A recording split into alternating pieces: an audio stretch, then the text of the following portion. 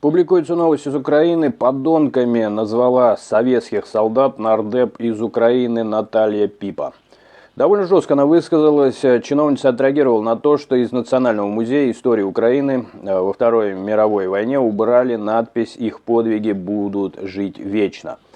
Есть даже цитата: «Подонки не имеют подвига, наконец-то эта мерзкая надпись была снята», написала она в соцсетях. Публикует эту новость news.ru. Ну, друзья мои, давайте не будем обижаться на журналистов. Как говорится, есть особенные люди, и толерантное общество сегодняшнее должно относиться к ним как, практически как к нормальным. Поэтому они, видимо, не дописали эту новость. В том она заключается, что при том, что это довольно серьезная, определенная политическая единица, данная гражданка, она получила огромную критику на территории Украины и вынуждена была объяснять свои слова. И она объяснила тем, что она имела в виду, конечно же, не военнослужащих, которых огромное количество было из Украины.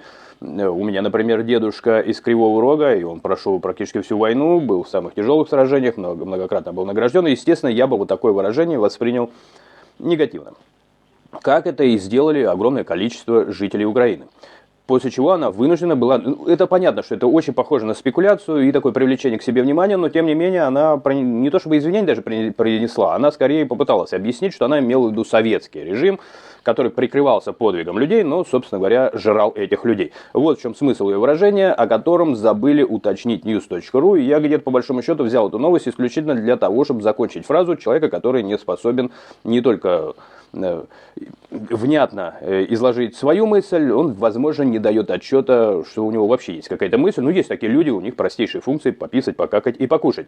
Они что-то услышали и нам преподносят, что, мол, в Украине ненавидят героев войны. Героев войны там уважают, с огромным почтением относятся к этому подвигу, конечно же, и с благодарностью. И там очень много потомков тех, кто проходил эти тяжелейшие испытания и сражения.